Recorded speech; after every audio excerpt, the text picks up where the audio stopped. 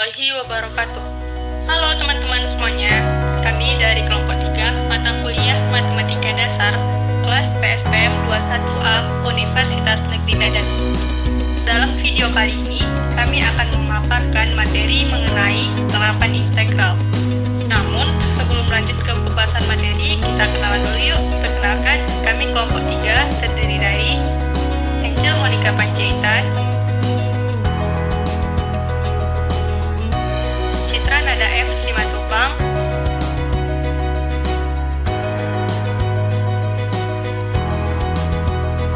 Erwin Satria Munte, Murni Novarianti,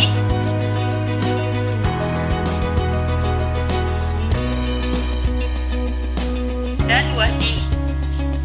Wah, pasti sudah penasaran kan tentang apa sih sebenarnya tujuan kita untuk mempelajari matematika, khususnya materi integral? Apakah bisa materi integral diterapkan dalam kehidupan sehari-hari? Pasti itu pertanyaan yang sering muncul dalam diri kita. Kali ini kita batasi dengan 3 pembahasan materi.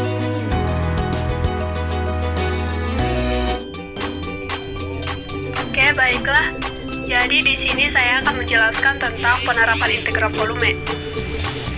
Jika kita mempunyai suatu fungsi sama dengan fx yang dibatasi oleh x sama dengan a dan x sama dengan b, lalu diputar terhadap sumbu x, maka akan diperoleh bentuk benda putar seperti di bawah ini.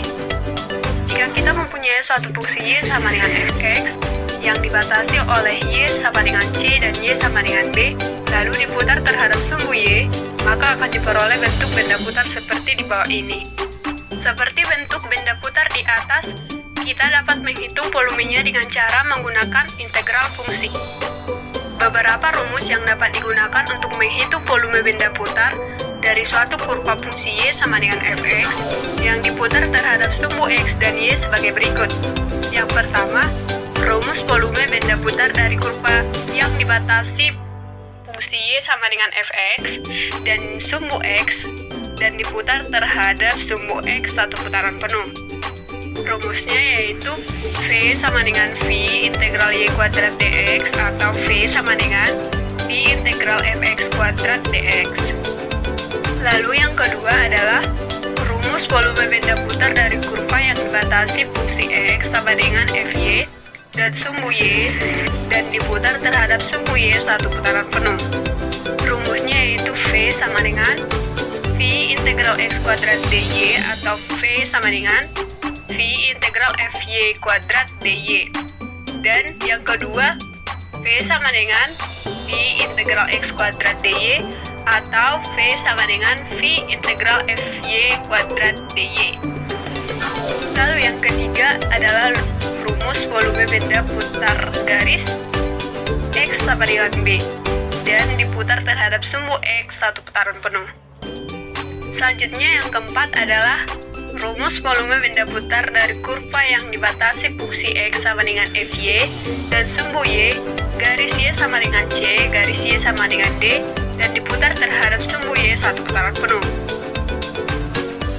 Selanjutnya nomor 5, rumus volume benda putar dari kurva yang dibatasi fungsi y sama dengan fx dan y sama dengan gx dan garis x sama dengan a, garis x sama dengan b dan diputar terhadap sumbu x satu putaran penuh. Rumusnya yaitu V sama dengan V integral y1 kuadrat dikurang y2 kuadrat dx atau V sama dengan V integral fx kuadrat dikurang gx kuadrat dx. Selanjutnya nomor 6 yaitu rumus volume benda putar dari kurva yang dibatasi fungsi x sama dengan fy dan y sama dengan gy, garis y sama dengan c dan garis y sama dengan d dan diputar terhadap sumbu y satu putaran penuh. Rumusnya V sama dengan V integral x1 kuadrat dikurang x2 kuadrat dy atau V sama dengan V integral fy kuadrat dikurang gx kuadrat dy. Demikian rumus-rumus dasar integral dan dalam penerapannya menghitung volume benda putar. Untuk memperjelas penggunaannya, akan kita berikan contoh soal dan pembahasannya seperti berikut ini. Contoh soal nomor 1 yaitu diketahui grafik fungsi seperti berikut ini. Jika daerah yang diarsir diputar terhadap sumbu X, tentukan volume benda putar yang diperoleh. Jawabannya yaitu V sama dengan V integral Y kuadrat dx sama dengan V integral 2x kuadrat dx sama dengan V integral 4x kuadrat dx sama dengan V 4/3 dikali 5 pangkat 3 sama dengan V 1000/3 dikurang 32/3 sama dengan 968/3 sama dengan 322 8/3 sama dengan 322 2/3 V. Jadi volume benda putar adalah 322,67 V satuan volume. Baik, kita akan membahas tentang luas daerah menggunakan rumus integral. Yang pertama yaitu luas daerah di antara kurva dan sumbu X. Sebelum kita membahas hal tersebut, kita terlebih dahulu mempelajari tentang rumus integral dasar. Adapun contoh yang pertama yaitu integral tanpa batas X dx sama dengan titik-titik.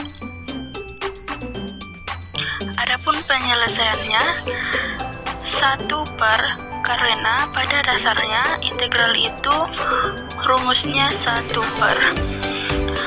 Lalu kita tadi ada 1 per 1 tambah 1 dikarenakan pada intinya pangkat integral tersebut itu selalu ditambah 1, dan di sini X-nya berpangkat 1, maka kita tambah 1 X 1 ditambah 1 ditambah J karena integralnya tanpa batas, maka menghasilkan integral tanpa batas X dx sama dengan 1/2 X pangkat 2 ditambah J.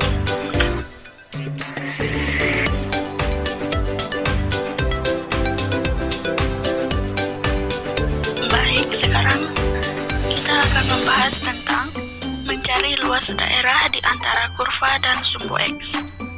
Contohnya terlihat seperti gambar berikut, di mana batas X-nya yaitu 0 dan 3 dan Y sama dengan X tambah 2. Adapun penyelesaiannya, kita masukkan rumus L sama dengan integral batas AB fx dx, yang dimana batasnya yaitu AB pada sumbu X yaitu 0 dan 3. Karena B nilainya lebih besar dari A, maka B sama dengan 3 dan A sama dengan 0. Fx nya kita masukkan nilai dari Y sama dengan X tambah 2. Sekarang kita selesaikan, kita masukkan semua angka-angkanya sehingga membentuk L sama dengan integral batas 0, 3 dalam kurung X tambah 2 dx. Baik, kita selesaikan. Setengah X kuadrat setengah X kuadrat merupakan hasil integral dari X tambah 2X merupakan hasil dari integral 2 batasnya 0, 3.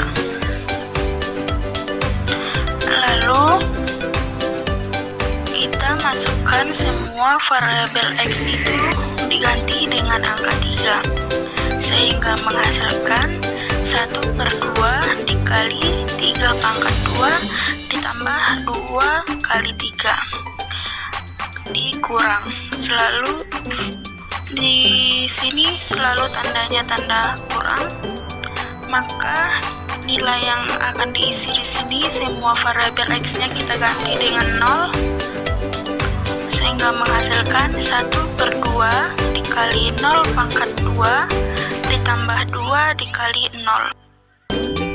Lalu pengoperasiannya menghasilkan 9/2 ditambah 6 dikurang 0. Hasilnya 9 ditambah 12/2.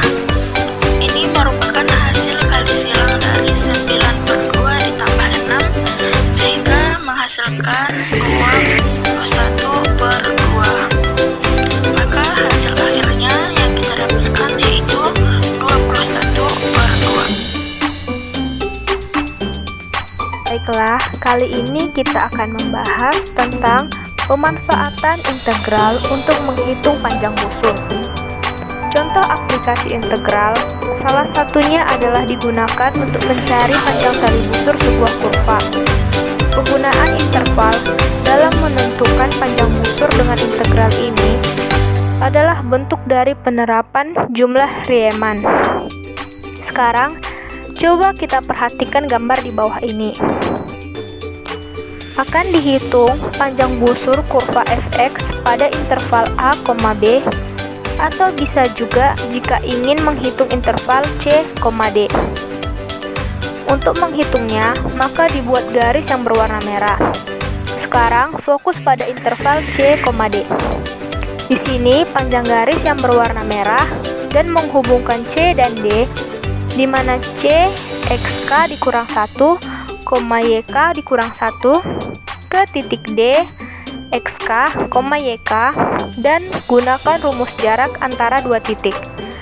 Rumus jarak antara dua titik yaitu akar xk dikurang xk kurang 1 kuadrat dikurang yk kurang 1 kuadrat, atau sama dengan akar delta xk kuadrat dikurang delta yk kuadrat. Pendekatan ini dilakukan untuk menghitung busur kurva CD sehingga bisa ditulis sama dengan sigma akar delta xk kuadrat dikurang delta yk kuadrat dari k dari 1 hingga n, dengan mengambil nilai delta xk dan delta yk sedemikian sehingga kecil sekali akan diperoleh n bagian mendekati tak hingga. Ini bisa diubah atau dirumuskan menjadi panjang busur sama dengan limit n